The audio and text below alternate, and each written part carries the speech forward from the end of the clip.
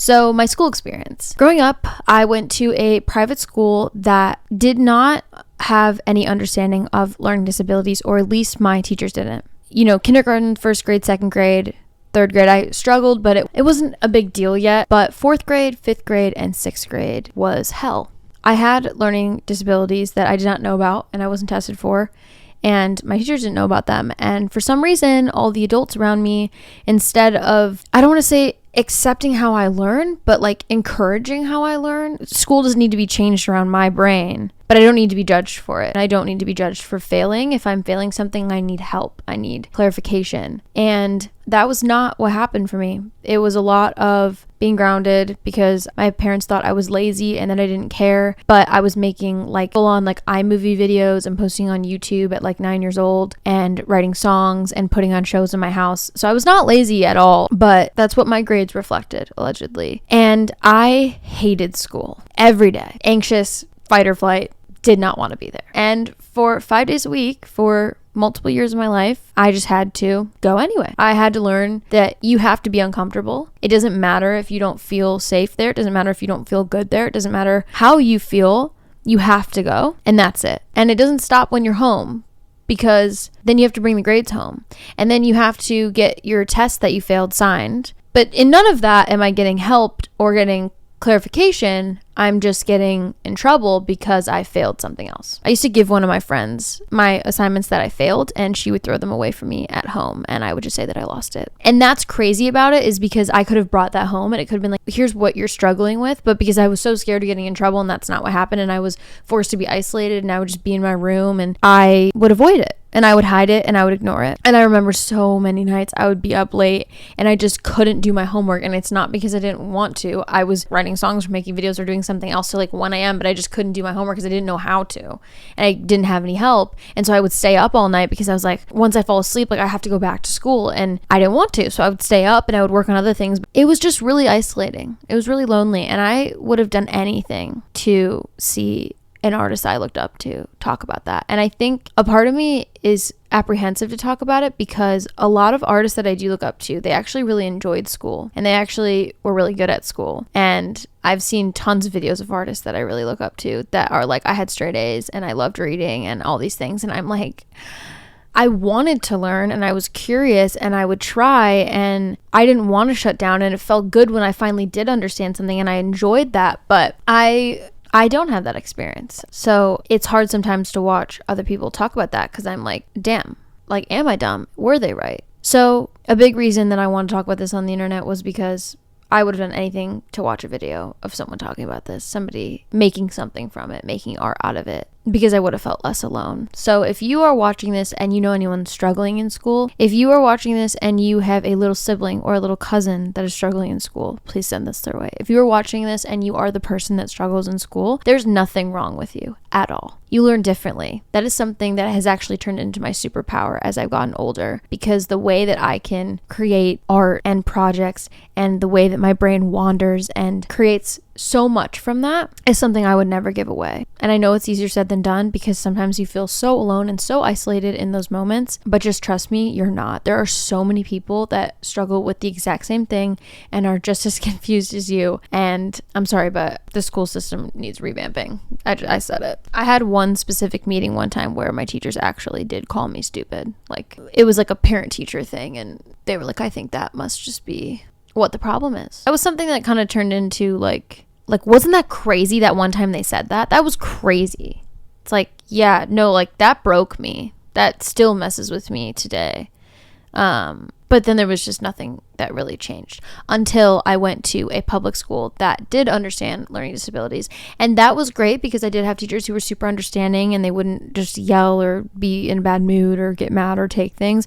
They were way more patient and they did give me the help. But at that time, it had been so many years of dealing with that I just kind of avoided feeling that pain. Anytime I was confused, I would just cry. I would have panic attacks, anxiety attacks, and would just stare at the clock and just wait for class to be over. Like, I'd be sitting there and everyone else understood it and I was just tears in my eyes.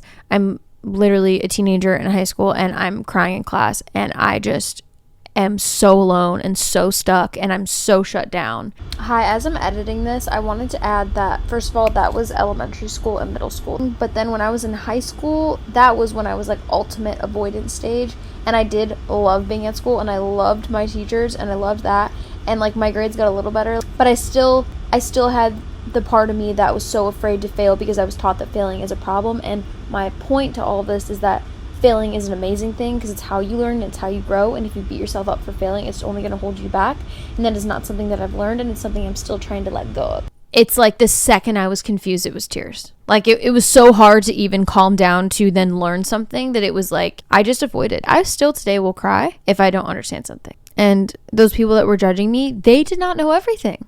They definitely didn't know how to teach a student or how to help a student when they failed. I do have a little bit of resentment and anger because I'm actually just sad that it still bugs me today. And so yeah, that's this tone that's coming out. And I just want everyone to know that C's and D's get degrees. Once I was done with school, there was a writer's block that went away that I didn't even know that I had. And I was so inspired and so excited. And it was a really, really, really fun time creating this album. And I feel like because I put so much time into creating and planning and all that, I never actually sit and think about the process, which is kind of funny because that's like the point of this video. But as I'm sitting here, I'm like, damn, so much fun stuff happened. And I had such a good time creating this project. And I really, really hope that that's translated and that's felt in the music. So at this time, everything was just pouring out of me. And in March, I had my first session with my producer, Nate, and we made Discovering Why. He's literally the Jesus of music. I'm sorry. Like, he's just like, Rick Rubin, you got something coming. Like, he is an angel. The amount of times I've sat there and talked for like 6 hours, he has helped me discover things about myself just by listening and not judging me. And I owe so much to him, and I'm so grateful for him. And the first song that we ever did was Discovering Why. That just shows how we clicked immediately and how our creative minds worked so well together. Not to mention, his marriage is the reason I believe in love. And that one was really fun to write because if you're interested in learning about more of the details and hearing the voice memos and everything that I wrote, like each song that I wrote, I am releasing them under a thing called How It's Written on Spotify, which you can find in a playlist on my Spotify. And all of the songs will be out once this album comes out. Every single one will be on there. So you can actually listen to the voice memos and how I created it and the writing process and everything. And I recommend listening to Discovering Why because that one was really, really, really cool. Then on March 29th, I did Sundays. And that was my first session with Jay Markovitz. That was a super fun session. Yeah, I just kind of filled him in on what I've been doing. And I didn't know at all that I was going to write about my school experience that day, but it just kind of came out that day. He got what I wanted so fast. It was like, I kind of have this chorus idea, like for production, where it's just like big drums, and he just like got it and he just like did it. I think the second demo was pretty much like right before mixing. It was the path of least resistance for sure. I personally think that Sundays is the saddest song on the project. When I was writing it, I didn't realize this till later looking back, but it's such a childlike thought to say I hate Sundays when really it was I hate the people at school and the way that I'm treated and the environment, but I'm hating the day before I have to go there.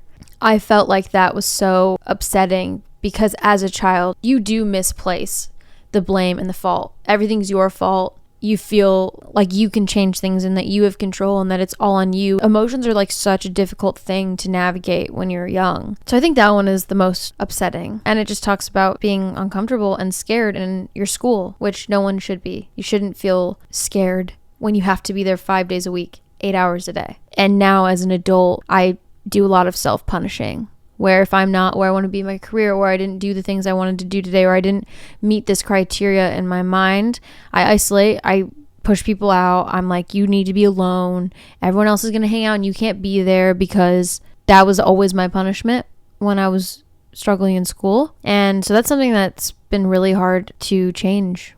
A part of me also has a resentment about it because I do feel like as a kid, I didn't care what people thought of me. I did what I wanted. I did what inspired me. I did what made me feel creative. I was celebrated. I wasn't embarrassed to play and to have fun. I just feel like I would have been a little bit different. So at this point, I had 8 out of 13 songs done. I was thinking a lot about, when I was going to release them and how I wanted the rollout to be. And it's exciting to work on something and put your whole heart into it. But when you're an independent artist and you don't know how you're going to get support for it, it's scary. Honestly, the cherry on top to this album is being scared to release it. And I would do it again. I would do it a million times again. And if it's not this project, I'm going to do it again for the next one. But no one could care.